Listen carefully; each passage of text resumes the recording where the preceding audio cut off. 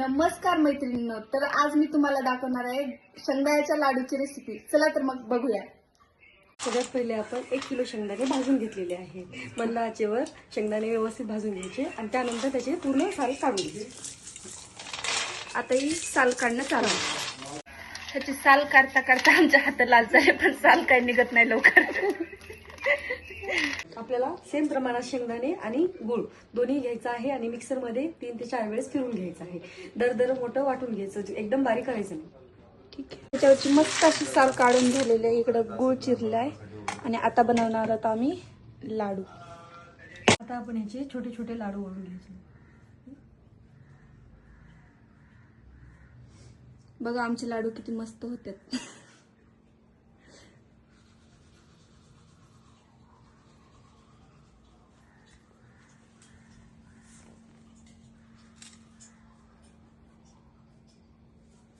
हे लाडू मी काय बनवलं नाहीत, आमच्या ताईने बनवलेत। मला काय लाडू बनवता येत नाही, पण खाता मात्र चांगले आहेत।